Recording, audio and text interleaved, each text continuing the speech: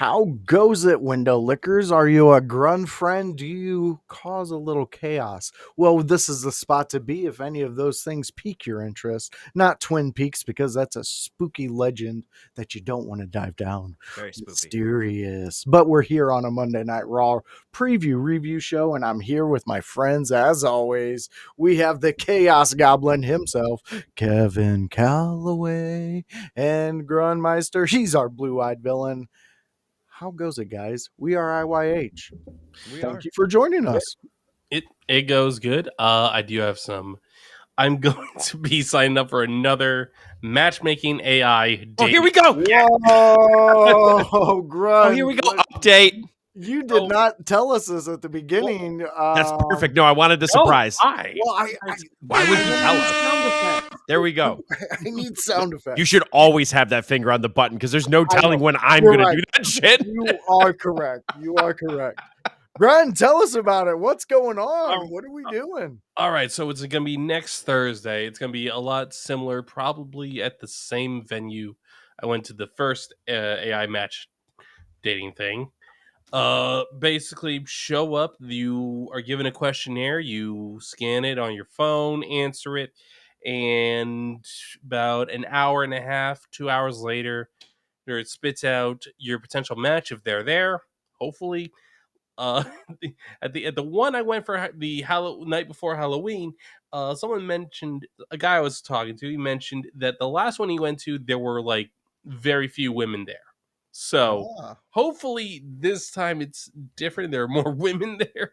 Maybe you got a progressive AI and you're going to meet the dream boy of your dreams, Grunmeister. I hope not. You could meet a new best friend too. You never know, true. man. That is true. Yes. Yeah. Well, I hope they speed it up. I mean, you would think if you...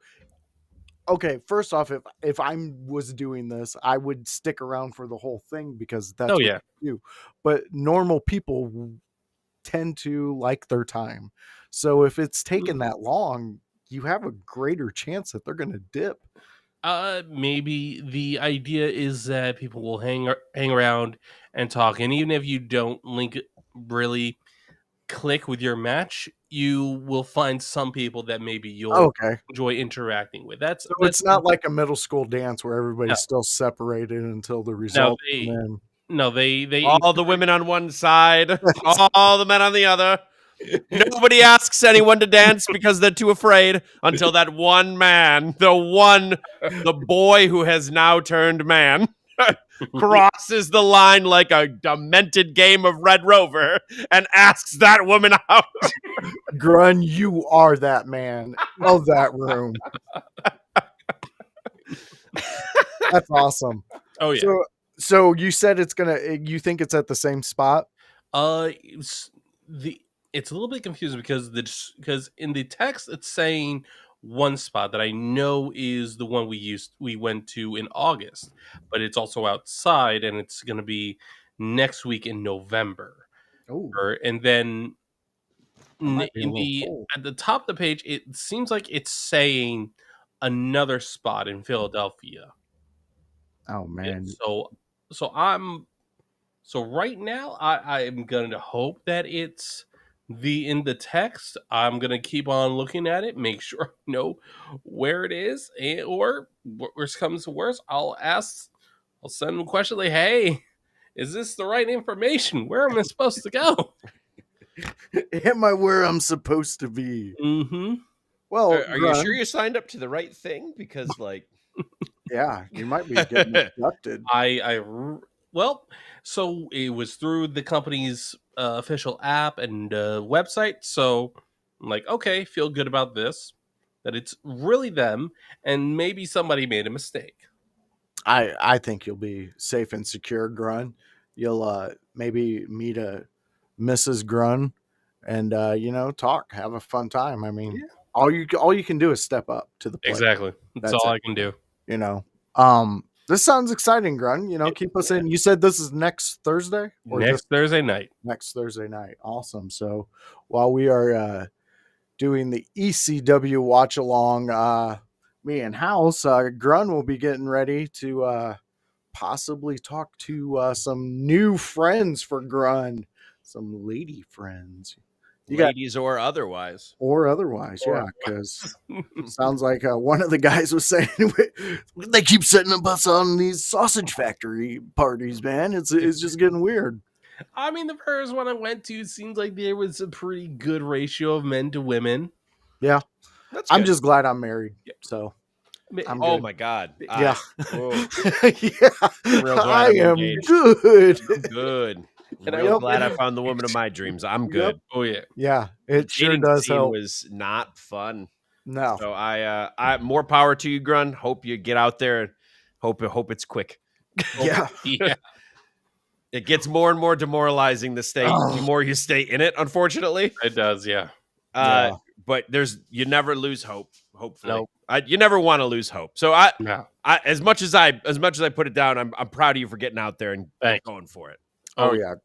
Half And- end the segment that way. Yeah. And you know what, Grun? If it doesn't work out, guess what you have home to go to? I got you guys. That and Vitriol games. Yeah, Yeah. So there we go. See, I was trying to you know what we call segue Call of Duty a vitriol game. Vitriol game. Yes. Because yes. if you get on any of those chat boxes, it's just Ooh. racial slurs all over. Oh the my place. gosh. I have never been called so many things outside of my name in my life. Correct. Yeah. Oh, And sometimes I sit there and just laugh because it's like, that was creative. Way to go, little Jimmy, 9 years old out of Yeah, these Wisconsin, 12-year-olds I are getting see. real inventive with some of these Oh. insults. They're insane out there, man. And they kind of hit in the chest a little bit. Yeah. Sometimes, sometimes they get to me. But anyways, video games. What's in the pocket for you guys? What are you guys looking at? Is there any new ones out there? And House, we're glad you joined us. That's our boss. That's our head honcho, House. Go check out everything he does. We do have another animation watch along dropping this Wednesday, and we'll be watching some Aqua Teen Hunger Force. So Oh stop god, I in. love Aqua Teen Hunger. Yes, stop in on Wednesday to check out what we have going for this show. So Grun, Kevin, video games, where are we at? What are you guys playing? What are you looking forward to? Let's hit them with it. Well, I've been playing Arc Raider, but there is some news on a game that was announced a while ago. I believe this is an indie developer. The game is called The Blood of Dawnwalker. It is a new vampire RPG. Darker than ever is how they word it. I'm like, okay. Play as Darker So than turn ever. up the brightness settings. Go on.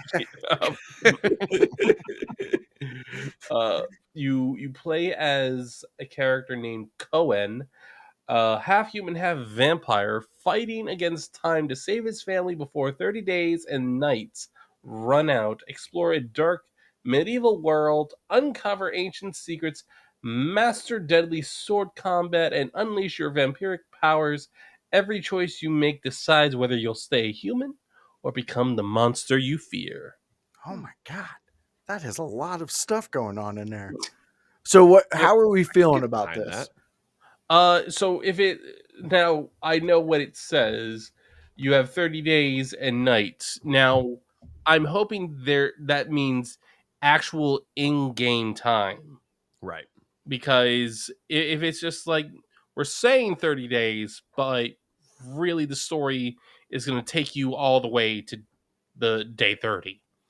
Okay. That would Yeah, be I would hope for uninspired. more of like a Dead Rising, the Mhm. first one scenario, where they had that timer in it, and they're like, "Hey, there's more to this game, but you can't possibly get to everything on your first try."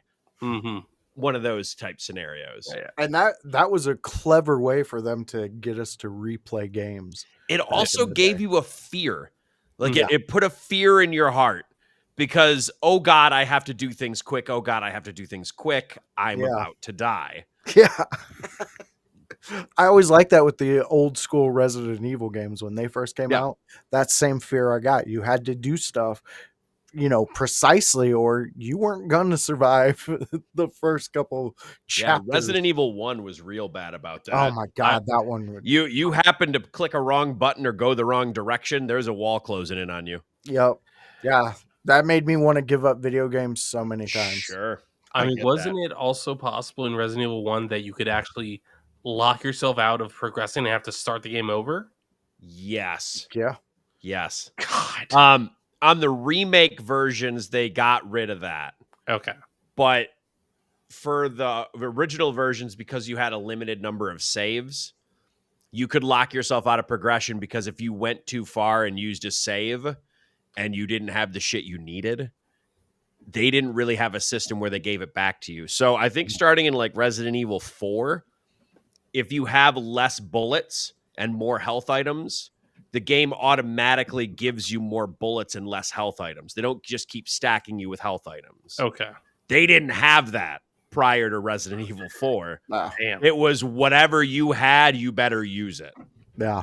Video games were real back then, Grun. Oof. Not what you Yeah, guys they were. grew up on. All this fancy stuff. Oh, here's a cheat code. I mean, we had cheat codes, but not for the good games. No. You had to get a game genie. No. Yeah, no. Probably the hardest game I grew up with was Yu-Gi-Oh! Forbidden Memories. I Ooh. got past 3 of the duels, and that was back when it was simple Yu-Gi-Oh. The only answer is Lion King SNES. If you got past the second level as a kid, you're a god. Top Gun for me. Oh, That one. yeah, we really- talked this before. Yeah, with Top that Gun. one, Yeah, dude, that one still gives me a little. I still get a little nervous when it Gives you comes the to twitchies. flight simulator games. I'm like, nah, I'm good. I'm good. I don't need to play that. it's for me. It's got to be either Lion King or I played Contras when I was really young. Oh, I loved Contra. Oh, but they're so hard. They are. Double Dragon. Do you ever sit Yeah. down? Oh, Oh yeah, man. I Grun- played all the Double Dragons and oh god, Metal Slugs. Those Yes. were wild difficult too. I loved a good old Battletoads night, Yep. playing some Battletoads. Oh, Things yeah. like that. Games like that I really did enjoy because when you had a group of friends to be able to play it with you, you were able to, just crack jokes, have fun, do what we do now, but Right. without the video games. Mhm. I kind of enjoy that. So Grun, where you're getting this game, where are we at with it? You know what? I'm personally gonna wait until I see a trailer because I want to Okay. know, because it doesn't really say if it says RPG, but it could also be top down. It could be third person. It could be first person. I want to know. I want to have a better idea of what I'm looking at before I buy it. That makes sense. Hey, I got a question for you, Grun, because you mentioned the game before talking about this one. Yeah. Arc Raiders, how is it? So far, I think it's good. I think it's definitely. I think of all the looter shooters that are coming out, in comparison to Escape from Tarkov and DMZ, it's the original DMZ. Mhm. There isn't as many players yet that are just going out to kill you and loot your shit. Sure. So which is good. Because the reason I asked that is there's already internal discussion online that I'm seeing, and this will Mhm. probably be more of a discussion later than it is to get into all the way now, but worth Right. bringing up. There's a bunch of people already saying it's game of the year, and it felt really early in its life cycle to call it game of the year.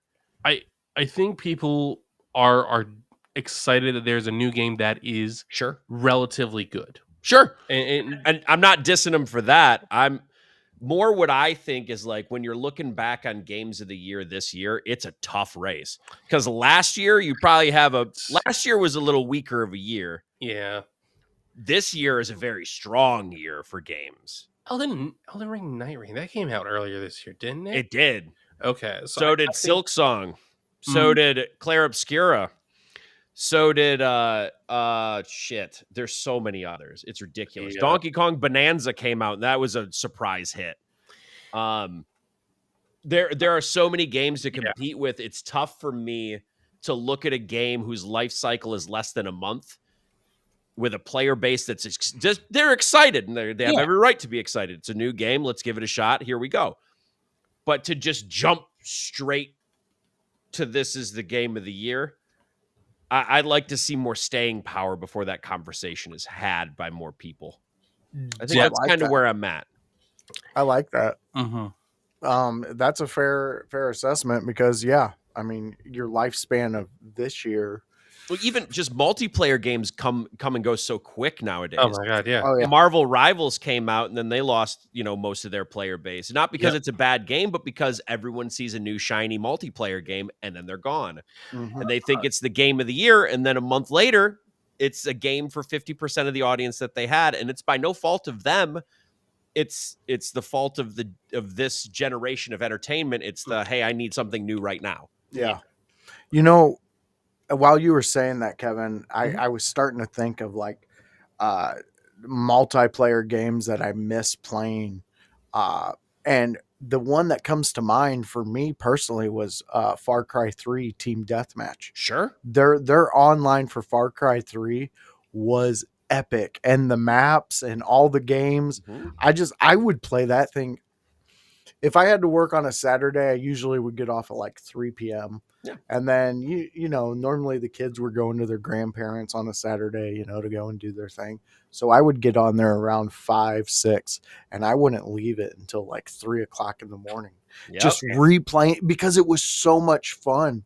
And the customization to it, Far Cry 3 multiplayer team deathmatch, to me was like, it would, if they would have continued it, I think it could have rivaled Call of Duty one day, Sure. because it was so captivating to play. It's I don't know a if you played grittier it. game. I didn't play a lot of the multiplayer, but I've played every Far Cry. Yeah. And to bring that into multiplayer mode is just going to make a grittier Yeah. and more online Dude. version of it. Because mine was Halo 2, Halo 3. And I remember growing up and playing that, just like you said with Far Cry. Same basic premise. But to me, and we don't have to stay on this topic for much longer, so we do have wrestling to get Yes. to. But Mhm. to me, when we're looking at games now versus games then, it isn't about a dip in quality like some people point to. I get what they're coming from, but the market is much more flooded now is the thing. So there's much more chance for you to say, ooh, new shiny, and then you don't attach yourself to a game. Whereas when we were growing up, there were less games coming out. There were less AAA games. They weren't rushed as quickly. They didn't have the next in line coming so quickly. So because of that, we latched on to games, gave them a long run for multiplayer. Then we would find the next game. Or for me, I went from Halo 2 to Halo 3. There was no reason to even leave the franchise. Yeah. No, I completely understand that. I will say the multiplayer did slip off in Far Cry 4. I wasn't a fan of it. They Far Cry kind of 4 slipped in general. It did. It's got its moments though. The story, I will say, is really good. Mhm. I love that story.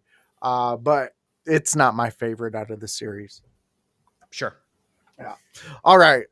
So you guys ready for some wrestling talk? Let's talk it Oh, some. yeah, I let's know. do it. I know, Grun. I seen your face. I know your face by now, Grun. I've seen so many different variations of it. So let's get into Monday Night Raw.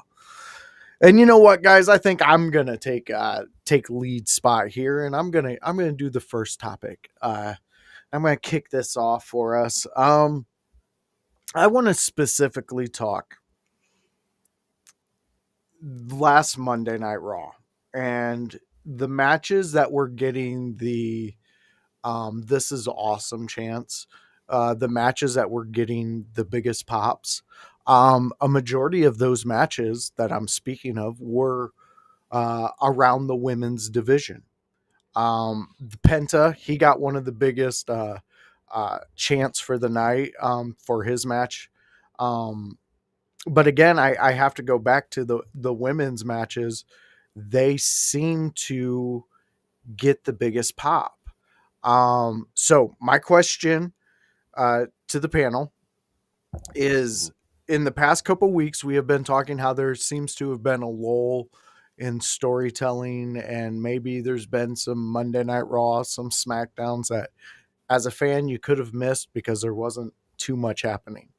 But it seems like what we seen last week to what we're going into this week, Monday Night Raw has picked up on cylinders and they are firing.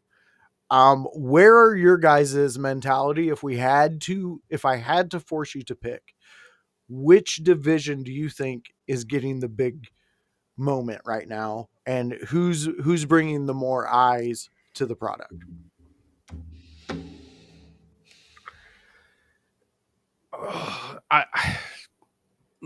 This isn't so much a dig at the women's division as it is just the fact that it's John Cena, his retirement. Like, Fair point. because really, like, if John Cena were not retiring at the end of this year or literally next month,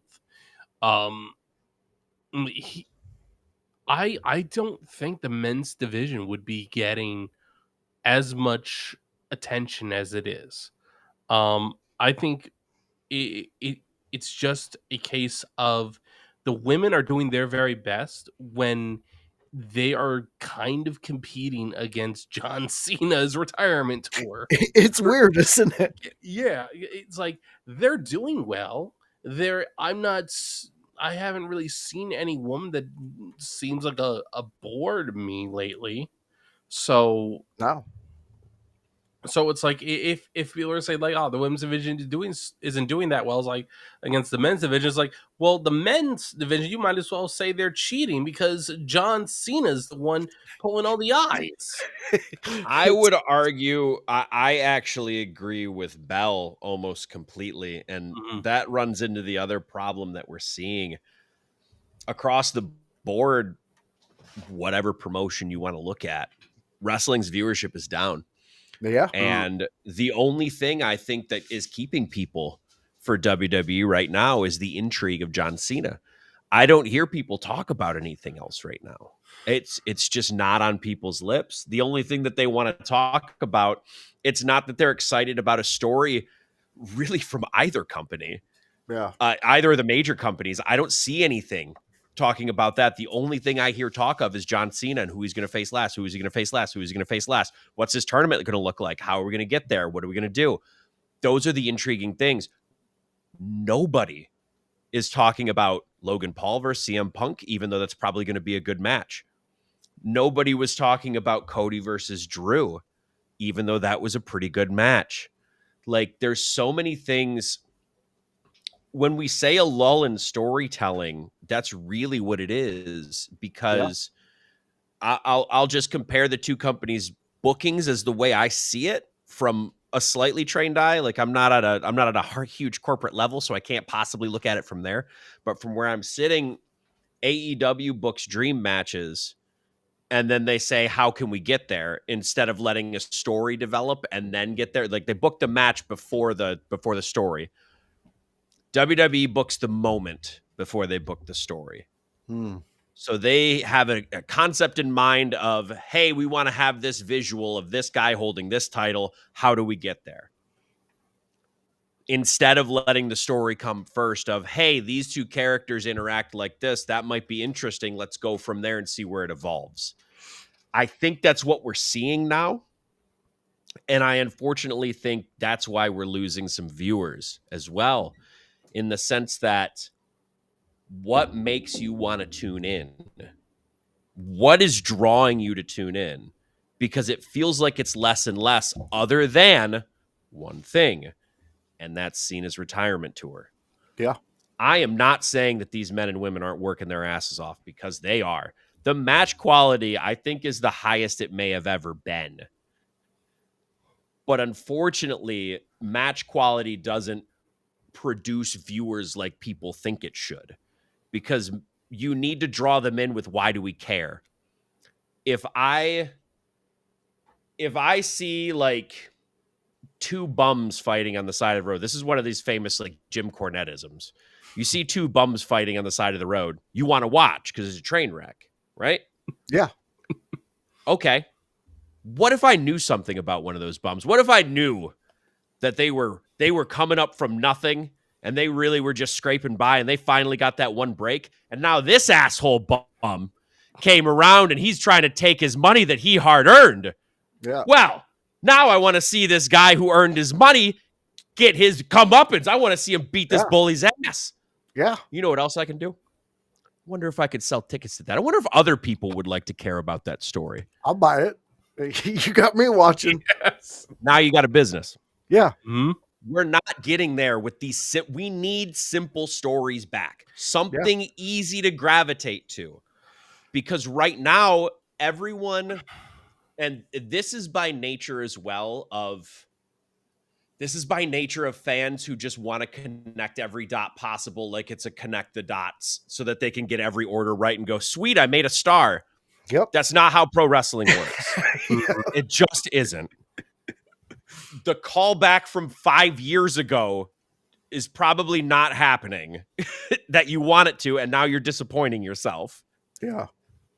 And quite frankly, it doesn't matter. It really doesn't. It matters in the matter of their journey, the one person's journey. Mhm. And it's cool to call it back, but it can't be the centerpiece of a story, because that means it's Marvel syndrome. And what I mean by that is, in order to follow the Marvel Cinematic Universe right now, you have to have watched the 25 movies prior. And if that's what you want to do, awesome. But you need a Marvel movie that's going to draw people right off rip. You need Yeah. new fans. Exactly. And we're not getting it. We're not getting the simple stories. You can No. have the layers of story after you have the simple story, but you have to have the simple story first, is what I'm getting at. I love where you're at, Kevin, because I will say there is one story that they are rehashing that goes to that simple story structure, exactly how you have to do it. And there's only one man who can bring us to that, the greatest luchador of all time, Dirty Dirty Dom and Rey Mysterio are doing the simple storytelling, and it is They are. magnificent. Mhm. They What are. we seen this past Monday with those two in the ring was fantastic storytelling. Mhm. I've seen this story so many times, not We've just already on seen them do this story, and it still Exactly. works. And Yes. it's still working. It's still working. When he got onto him about talking about Eddie, and then he referred to him as His Eddie as his dad. real dad. Don't talk about my dad like that. Like, that is fantastic Yeah. storytelling. I know you've told it to me.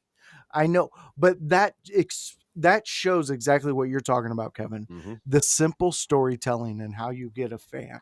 If Yep. I'm a fan that enjoys it, I'm not alone. There's going to be more that will do that. And the newer fans are going to feed off the excitement of seeing an older fan geek out for this, seeing those two in the ring talk Yeah. about who's the greatest luchador. And you know what? You can boil that down to such an easy story, and I could say it to it in one sentence.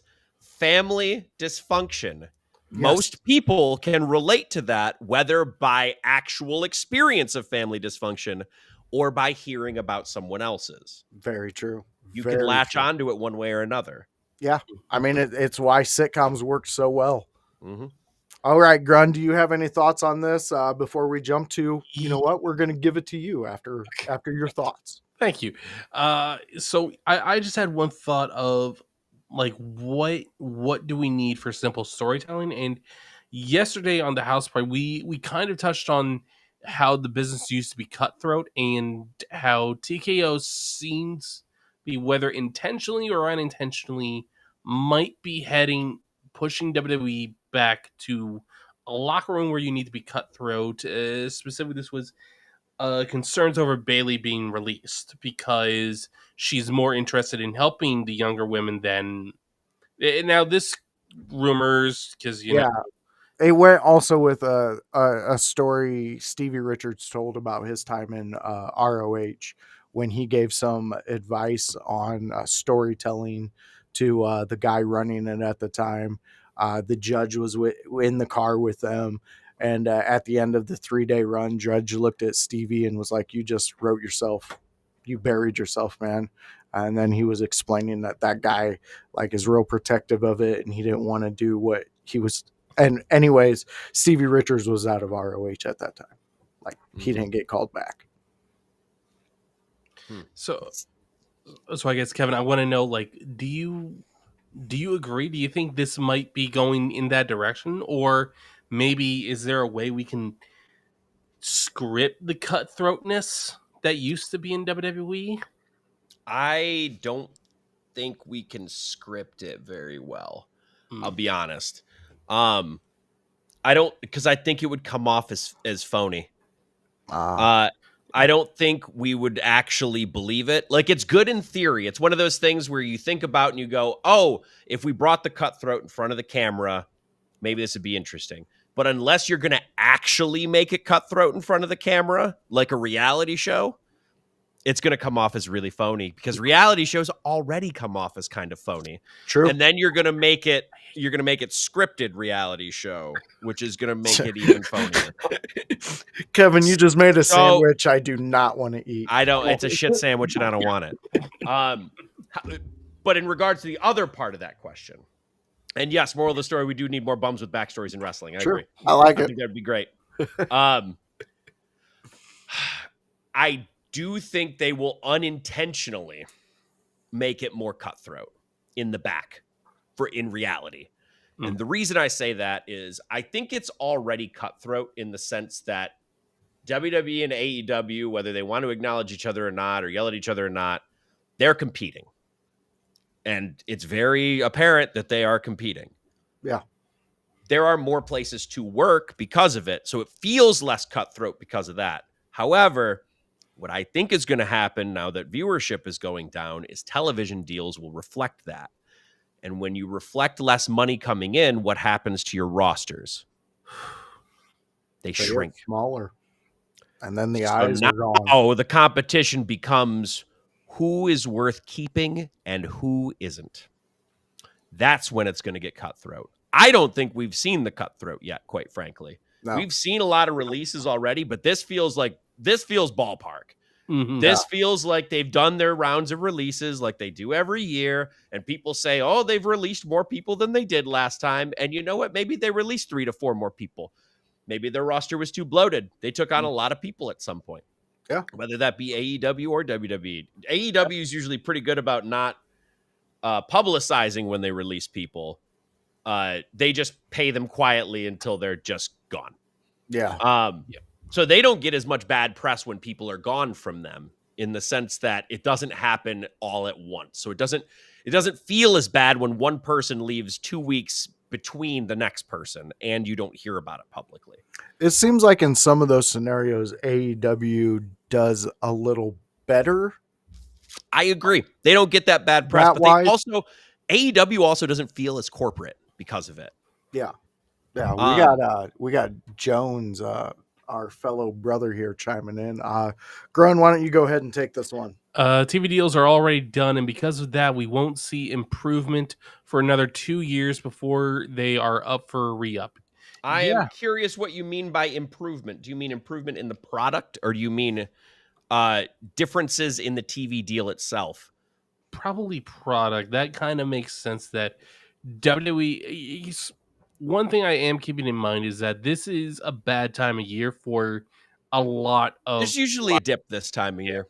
Yeah. Yeah, and like not just the holidays, but also you got the NFL. We just had the World Series. That's over, so you might see a viewership increase. Maybe this week, maybe next. College basketball is about to pick up. Yeah, it just picked up, just started. Yep. Yeah. So College football. I think this it's is going on. this is the time every year that happens. It just happens. They were just fortunate in years and years past that you had bigger names around. Yep. You didn't have injuries. You didn't have this. You didn't have that. There's So- a laundry list of injuries going around right now. Exactly. So at the we're with what I'm saying is I think we're at a normal sphere in the world of this wrestling for Yeah. this year. It's normal. This is what's going to happen. We're going to get releases. We're going to get Yep. other things, but they're also going to try new things. Lash Legend, for example. Boom. I was There's- a big fan of her coming in and helping Nia, because I think them as a tag team would be huge. So did we. We just were by talking about it size. Sunday. Yeah. It's going to be fantastic, believable, and those two can play off of each other so well, and the believable characters that they do. Mhm. I'm buying in. Yeah. So last comments, Gron, and then we'll move on. I guess my last comment is just that, you know what? Maybe this leads to Raw going back to 2 hours. I don't think that's necessarily a bad thing. Shut up with that, Gron. I don't hate it. Kevin, do not get on that ship. It I'm sinks not getting every on the time. ship. I'm saying Every time it I sinks. am saying my opinion is I don't mind it. That's all No, I'm saying. Do I think you they're going to give up another ad space of an No, hour? they're No. they're gonna do everything they not, can. not anytime I soon. don't think they're going to give up the money. No, not anytime soon. That money's No, coming in. that money's What coming in.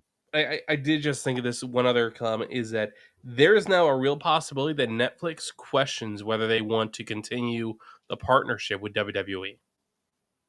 Depending on what the so Netflix is interesting in the sense that I don't know if we ever get completely accurate ratings from that I because don't. Netflix No. has to release it Yeah. in order to get the ratings. hmm I don't think we actually get a completely accurate number there. So whenever someone reports that the number, I always take it with a grain of salt in the sense that they report their own numbers. Yeah. So I don't know how Raw is doing on Netflix, and I doubt I ever truly will or trust the numbers that I see. Yeah. So I couldn't tell you if viewership is completely down, but what I can tell you is the NBC deal seemed to be sour with Saturday Night Main Event. They're not happy. So if they're not happy, that means something went wrong. I don't know what it was, but I know it didn't go the way they wanted it to. I thought it was a decent show. You know what? It wasn't even the show. I think it's the numbers. They don't give a fuck if it's a good show. They just care that people watched. Yeah. They could have, if people were going to watch 2 hours of someone dropping trow and taking a shit in that ring, as long as they made the ad money, NBC doesn't give a shit. Yeah. No, I got what you're saying. But you see, my stepdad, he's a huge fan of WWE, but he rarely watches them live. Mm-hmm. He's always rewatching them, and that's the era that we live in now. Is That's the also true, too. streamer? You know, streamer. We have the luxury of any time we want Yep. to. We don't have to go to the video store. We don't have to wait that month for them to make the tape or the DVD or anything like that now. So yeah, I think that's why we'll never get the official numbers from Netflix, because if they do release night, it probably doesn't look as good as everybody thought it was going to look. No, But because it doesn't work that way. And exactly. AEW's numbers are probably weird now too because Oh, they yeah. stream on Max. So Yeah. there's no way to know, and people can just make up whatever numbers that they want. And that's what they do. And that's what happens. And then people believe it if they support the one company. Yeah. Then those numbers exactly. get perpetuated, and we're on and on and on. Yeah. Wherever you choose to get your brainwashing entertainment from, just believe their numbers. Yeah, and why you'll not? be fine. You'll Screw it. be fine. All right, Grun. So let's hear what you have to say, what your little shindig might be about. Well, you know what? I want to keep the topic on the man of the hour. That is John Cena. Oh, here we go. Yeah. Talking about Cena. So- Cena talk. Shocking. Yeah. Grun wants to talk John Cena. Grun wants to talk John He's Cena. got T-minus month and a half to talk about him now. So Yep. So it's going to be all about John Cena. Go ahead, Grun. All Take it right. away. So John Cena is thank you. John Cena is set to return tonight on Raw, and there have been rumors about John Cena challenging Dominic Mysterio for the Intercontinental Championship. But I also have just seen another rumor and from a parody account, so who knows? Oh, goodness. Who knows? oh, good.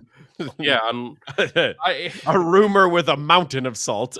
Yes. it is a mountain of salt, and yet Well, it's just factually inaccurate on so many different levels. I don't understand why you wrote it like that. well, the reason why I wrote it that like that is because this could be a real possibility because I didn't see this coming. Liv Morgan supposedly is set to return and cost Dominic Mysterio the title, causing Okay. more tension between the Judgment Day, because Judgment Day is probably not going to be out there to help Dom. And Sure. so Dom's going to yell at Judgment Day for why they didn't help him.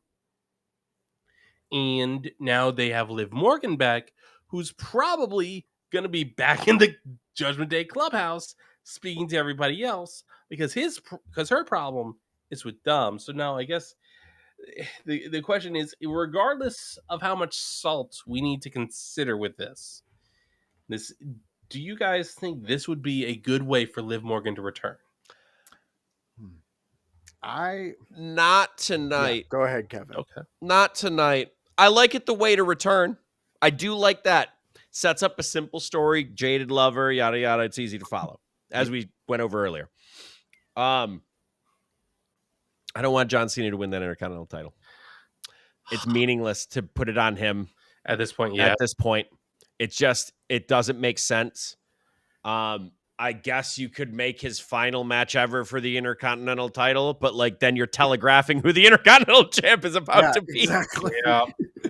Or you're about to hold another tournament when you just did a tournament. So then a hat on a hat. Yeah. We got So, you. I love the idea of Cena facing Dom for the Intercontinental title tonight. I do love that. So I'll lay that out there as a thing I'd love to see. I don't want to see him win. So if Liv is going to come back and cost Dom the title, let it be for somebody else. I'm okay with that scenario, just not both scenarios at the same time, if that makes sense. Okay. Grun, I like where your head's at. Kevin, I like where your storytelling is going. I do want to see Liv tonight, but I don't want to see her in person. I want to see a video package. Her telling Dom how much she misses him in the middle of his match. Perfect. Almost costing him the title. So when he goes back and he's talking about the judgment, or he's talking about this with the Judgment Day, that gives them something to be like, what are you talking about, dude? It was a video. The dude, John Cena's like 700 years old. Why can't you do the, why'd you almost lose your title to him? Things like that, to where it makes all Dom's worries and all Dom's whining completely meaningless. Because I think you need to really separate the Judgment Day and Dom for this split that you're about to do with them. Because Dom's got to retain the heel. Am I wrong? Or are No. we?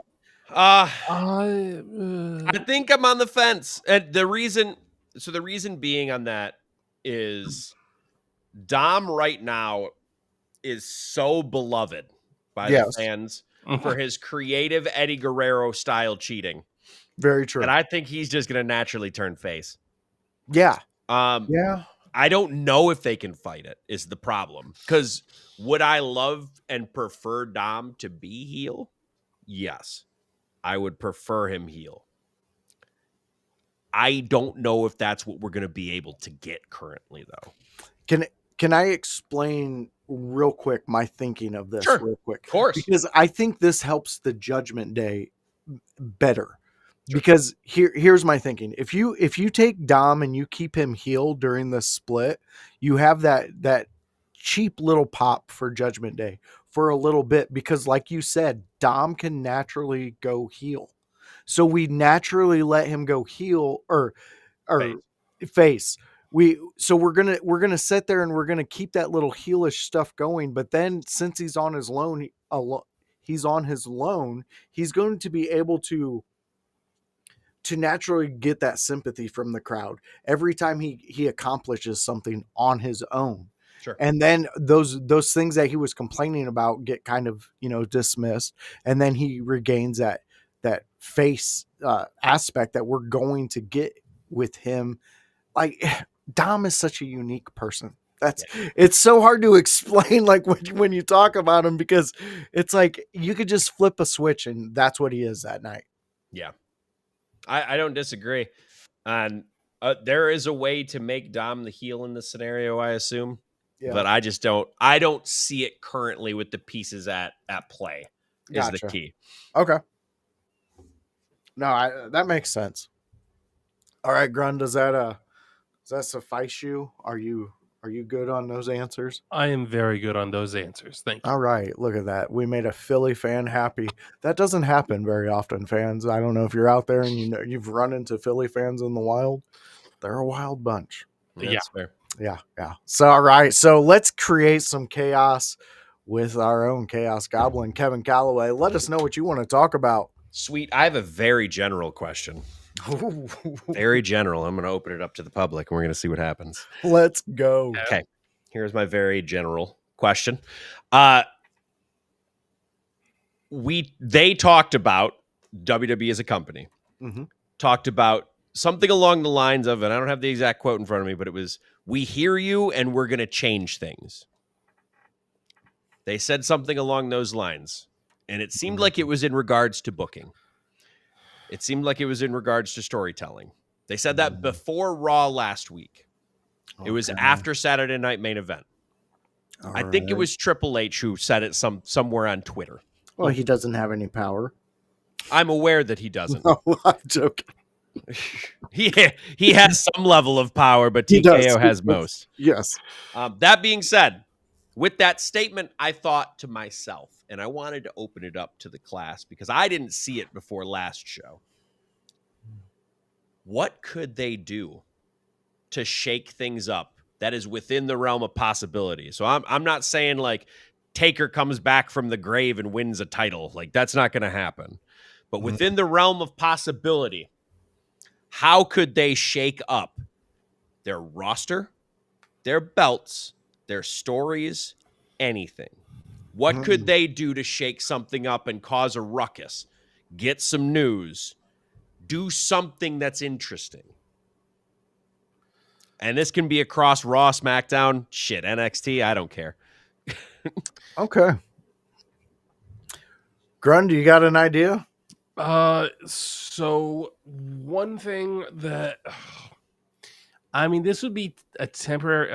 No, I was thinking the brand warfare for Survivor Series, but like that, when there's not enough time between now and Survivor Series to really, I don't think there's enough time. Changes can happen in a night.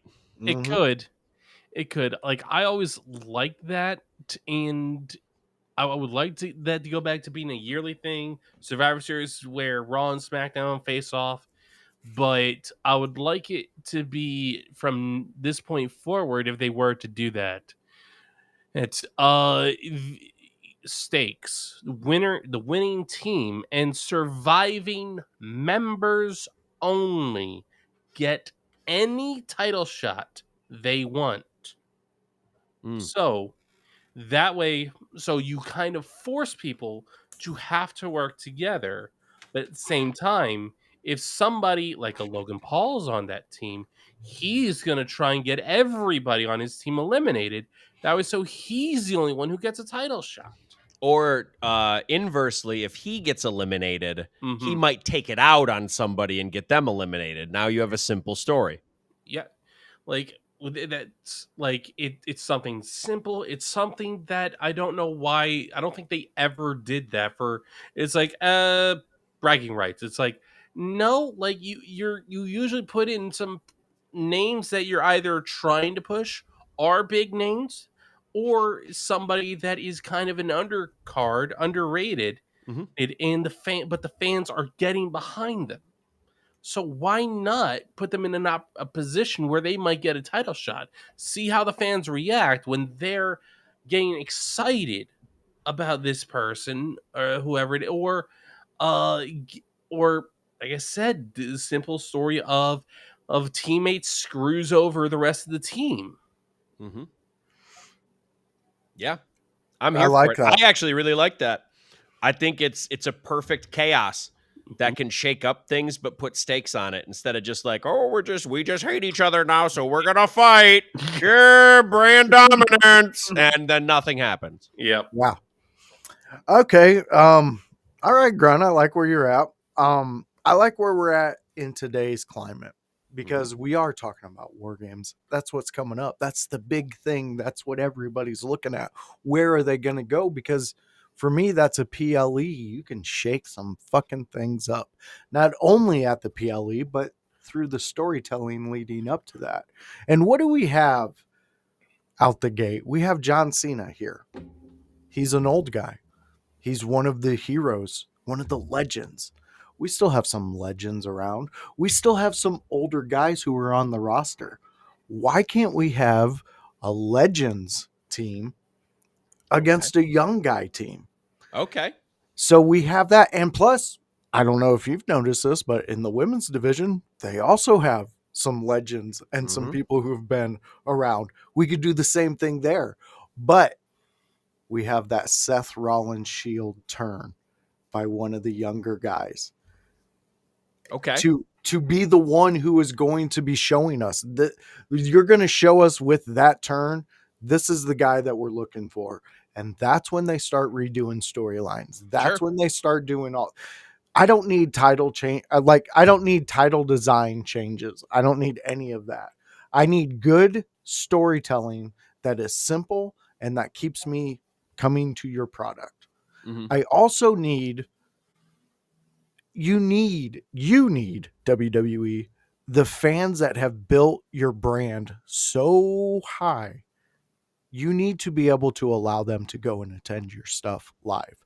And you also need to allow those people who can't attend it live to be able to watch it. So that's the revamp I would enjoy. That's what would keep me cheering on WWE. Bring back the network. Come on. Quit fool. Let's just quit fooling each other, because you could even, there's some people out there, some promotions out there, you might be able to, I don't know, rent some space on your platform to be able to show their stuff, make some money off of that. Indie Spotlight. Who knows, man? But that's where I'm at. That's what I would like to see. Kevin, I hope that answers it for you. I like taking on the business aspect of that instead of just the in-ring. Yeah. Because you're saying, hey, we got to change some business practices. And I think I agree with one for sure. I think they can shop out their rights to pretty much any streaming service, but man, the network was so easy. It was. And I don't know if they did the subscribers that they needed at the time, but I bet now if they brought it back, people would come flocking. Oh, If you had everything on there, wrestling fans would come flocking. Yeah.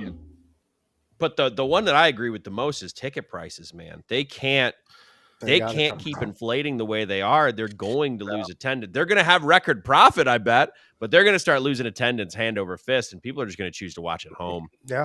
And that's how it's going to end up killing the live audience to an extent. I don't think it'll happen all at once. I don't think it's going to happen even within the next year. But if ticket prices climb even a little bit more, you're going to phase out everybody but like the top 10% for wrestling audiences. Yep. And that can't be a base that you depend on everywhere. It's just not going to happen. I guess I'll give quick thoughts before we go out. I would immediately find a way to put Cody on the chase again. Yeah. 100%. Immediately put Cody on the chase again, because he needs someone who can actually beat him. Yeah. Right now, it's not that Cody is a bad champion, because he isn't, but he doesn't have strong enough heel contenders to give believable storylines. Put him on the chase again. Have someone get defined by beating him. Then you go from there. I love that. Let's see here. kind of sucks. There's. I thought they were going to pull the trigger on the Randy Orton thing with him and Cody. Still can. They still can. It just feels like at this point they'd be doing it just to do it, not because there was a good point. Because I feel like there were a lot. I think it could be Mania this coming year. I think that might be where they're saving it too. I'm fine with Maybe. that. I just wish they did more to tease it, Right. Because it kind of feels like they stop when they think they're getting too close to fans expecting it. Yeah. Well, Grun, if you want teases, you go to the strip club, buddy. Because Too like much someone Too much money. I'm not saying that this guy has to be the one to beat Cody, because I don't know if I would do it this way, but someone like an Aleister Black, where like it's a defining victory. Yeah. I'm not necessarily arguing for Aleister Black, but somebody who is already in the upper mid card, who you're trying to establish. Think of the feather, even if they cheated to beat Cody and gave him an out. Now you have guess what? We have a simple story. And now we can tell that with Cody on the chase instead of as the champion. You got he's gonna Drew keep fucking coming off McIntyre. He's going to keep coming off a bit more as a prick each single time he keeps going through. Yeah. That's what's happening to Cody right now. Dude. And that just what happens. It drives me so angry. Okay. Yeah. Yeah, you got, I know we're on time limit. Second thing I would do, just real quick, this is overarching. I don't have to say much because I don't even have to do a title change with it.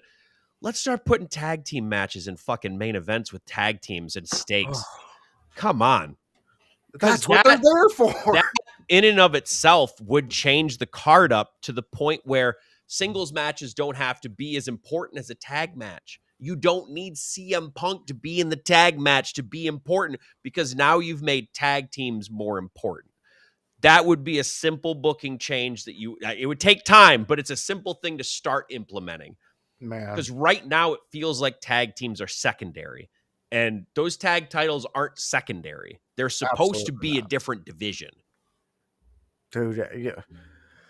I love our minds when it comes to this stuff. This is we could go a whole We nother could. hour on this. I mean, and it would be fun. And fans, I know you would love it. But if you want that opportunity to talk with us live, we got the Squared Circle Expo coming up in March. You want to join us? You want to be a part of it? Stay tuned. Follow us and get all the likes, because we're going to be doing some fun stuff. But before we get out, guys, why don't you let them know where they can hit you up and find all the things you do? Kevin, let them know about you. You can find me at Kevin Kalloway on Facebook, Kalloway Kevin on Instagram. I have a show coming up in 2 weeks. November 21st. Yeah, where I'll be defending my title against Jack Delaney. I'm bringing that promo next time. We're going to have my segment. Yes. Yes. I can't wait. This is going to be fun, fans. So stick with us, because you're going to enjoy this. We are going to have some fun with this one. All right, Grunmeister, let them know where they can catch those blue eyes of villainous. You can catch me on YouTube, on Twitch, on Kick under the name Grunmeister. I am revamping my stream stuff. As you can see, I got a nice new background. It is nice and new. Yeah, it is very nice. Yes. Paid $5 for it. Ooh, Oh, run. It's good. big And baller, shot caller. Run. Somebody got overtime. Every Friday I stream at 7 p.m. Eastern. Grun's Room, talk everything SmackDown, WWE. Tune in. Awesome, Grun. Love to hear it and love to see your new background. If you want to see what we do, stop in every Monday, 7 p.m., an hour before Raw, and get you a little primed, a little ready, a little pre-game in action with us. And then we kick you off to Raw. You're going to love it. You're going to have fun. It is me, the voice. You got the Chaos Goblin and you got the Blue-Eyed Villain. And we have some fun here every Monday at 7 p.m. Outside of that, you can catch me on like I said, and I announced at the beginning of the show, we have a Wednesday show, the animation show. Come and join it with us. Me and House, we are going to watch Aqua Teen Hunger Force. I will let you know what episodes we watch when you tune in. That's how we get you. Give you a little bit, and you got to come in when you're addicted. So that's what you're going to do. It's Wednesdays. It's probably going to be 5 to 6 p.m. So come join us. It's an hour long. It's going to be a fun show. It'll be the second show of that series. Outside of that, there is the ECW Watch Along. It's fun. It's a Thursday. It's 5 p.m. It's me and it's House and it's extreme. There's blood, there's violence, there's tables, there's barbed wire, there's ECW, there's New Jack. He hits people with things, vacuum cleaners. Yes, you will see it. So come join us. You can dance around with everything that we do. We are entertaining, one of the most entertaining entertainers out there. He is known as the Blue Meanie. He is part of the BWO and he is the second person we cover in the BWO. Last week with Stevie Richards, we had a great discussion about Stevie Richards, and then we are on to the Blue Meanie, and then who knows? But tune in and you'll find out, and it'll be a blast. That is every Thursday at 5 p.m. So come join us here at IYH, and we also have the Sunday house party where that's on a Sunday. It's at brunch. Come join us. You will have a great time. Ken, we see you. Thank you for always being a fan and tuning in. And thank you for the kind words, man. We appreciate that. So for me, for Kevin, for Grun, we thank you. And we will see you on the next one. Bye.